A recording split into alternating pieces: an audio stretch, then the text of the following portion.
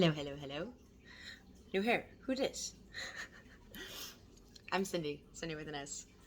A couple weeks ago, I read a canto of a long-form poem by Lord Alfred Tennyson called In Memorandum. When I was reading it off a web page that was actually a short analysis of that particular canto.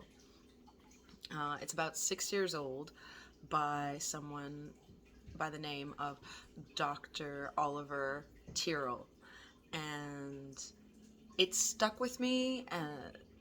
The poem itself felt very moving, but there were parts that I could tell there was something more there to it, but I wasn't really sure what. And this analysis really illuminated that for me, and I've been thinking about sharing it with you guys for since I did the first one, actually. This might be a little bit of a longer video, but we'll see how it goes. So I'll just get right to it. A short analysis of Tennyson's Nature Red in Tooth and Claw poem.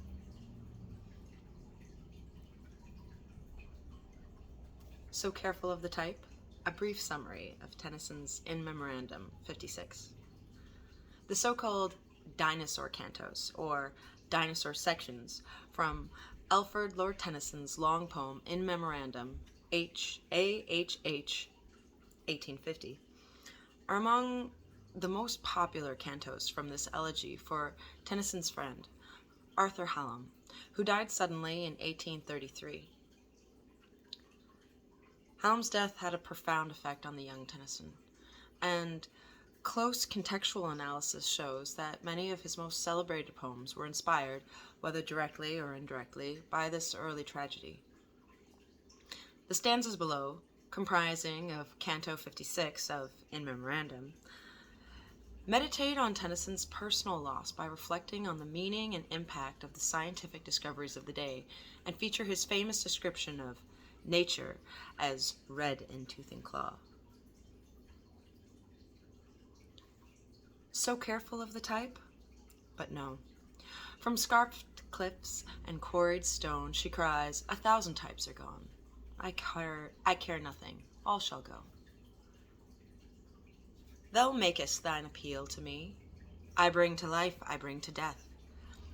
The spirit does but mean the breath. I know no more. And he shall he. Man, her last word, who seemed so fair, such splendid purpose in his eyes, who'd rolled the psalms to wintry skies, who'd built him fanes of fruitless prayer, who trusted God, was love indeed, and love's creation's final law. Though nature, red in tooth and claw, with ravine shrieked against his creed, who'd loved, who'd suffered countless ills, who'd battle for the true, the just, be blown about the desert dust, or sealed within the iron hills, no more. A monster then, a dream, a discord? Dragons of the prime that tear each other in their slime, were mellow music matched with him. O life, as futile then as frail. Oh, for thy voice to soothe and bless, what hope of answer or redress? Behind the veil, behind the veil. Throughout the whole of In Memorandum, Tennyson explores his own grief at his friend's death, eventually moving towards acceptance when he comes to the conclusion that he and Arthur will be reunited in heaven later on. But what makes this a great poem, in many ways Tennyson's masterpiece, is the way he transmutes a private and personal grief into a universal and meaningful response to death, the afterlife, and the nature of faith in the Victorian era. After the discoveries of Charles Lyell and other geologists, discoveries which undermined the literal truth of the Bible, could one retain one's faith in Christianity? This is something that Matthew Arnold's Dover Beach would also explore a few years later. Above, the dinosaur canto is often viewed as a response to Darwin's theory of evolution. This is incorrect. as Tennyson's poem was published in 1850 and Darwin's On the Origin of Species was only published in 1859.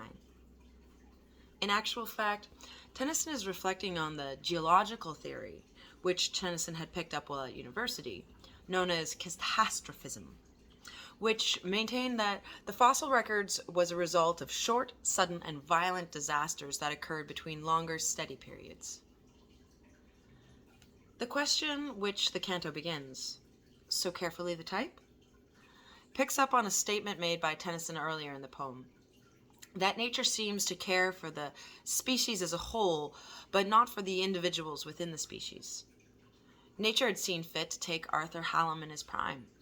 Nature cares little, then, for the individual or the single life within the species. But later in this canto, Tennyson questions that previous assessment. Nature doesn't care for the individual, but nor does she care for the species. How can she, when genealogy has shown that so many earlier species have gone extinct? 1,000 types are gone. I care nothing. All shall go. Nature is a world of strife and conflict and violence, red in tooth and claw. As Tennyson memorably puts it, the first use of this famous expression. This certainly prefigures the Darwinian view of nature, but Tennyson had learnt of nature's brutality from geology rather than evolution. So the poem asks, is this man's fate too? To follow the dinosaurs and the woolly mammoth to extinction? But this seems worse than contemplating the fate of other creatures. No more? A monster then, a dream, a discord. Dragons of the prime that tear each other in their slime, were mellow music matched with him. It's one thing for insensible animals to go extinct, as W.B. Yeats wrote, nor dread nor hope attend a dying animal. Man has created death. But quite another thing for mankind, who is aware of what it is to live and die, and who has tried his best to please and placate God by praying to him and building churches and temples in his honor, to be allowed to die off. The dinosaurs and other prehistoric creatures referred to in the lines, dragons of their prime, that tear each other in their slime, were relatively new discoveries. The word dinosaur had only been coined 9 years earlier in 1841, and writers were keen to seize upon the meaningful symbols for the relatively new scientific fields of geology and paleontology. Note that Tennyson's use of the word tear here, T-A-R-E, by the way, an archaic or obsolete form of tore, denoting the brutal competition between the animals. T.S. Eliot once praised Tennyson for writing, in his poem Mariana, the blue fly sung in the pane, rather than sang. The later would be more grammatically correct, but doesn't convey the flat, muted, onomatopoeic buzz of the fly in the same way as sung does. Here we have a similar piece of genius. Tear, as being an old-fashioned form of tore, conveys the remoteness of the dinosaurs' lives from our own. They are not simply part of history, they are pre-history. Tear conveys this in a way that tore cannot. But tear also sounds, when spoken aloud, exactly as the present tense, tear, as in to tear something apart. Thus, also conveying the fact that these prehistoric animals are only now coming to light. Tennyson can make a little word do a great deal like this. The meaning of the final stanza, however, is that life may not be futile if man looks behind the veil, a suggestion of the revelation of Christianity, tellingly referring to the end of the poem where his Christian faith is restored. Tennyson later said, "It's too hopeful, this poem, more than I am myself." But this is the message that Tennyson publicly promoted at the end of In Memorandum as a whole. One can find hope in the face of such bleak facts by embracing Christianity. When Tennyson died in 1892, a magazine called The 19th Century printed a series of tributes to the poet. The tribute, written in verse, which led all the rest, was by perhaps the man who was then the greatest living English scientist, T.H. Huxley, a man known as Darwin's bulldog for his tenacious and fierce defense and promotion of the theory of evolution. So this is quite some poet who can provoke a leading scientist to pen a poetic tribute to him. Canto 56 of In Memorandum displays exactly why Tennyson was worthy of such a tribute.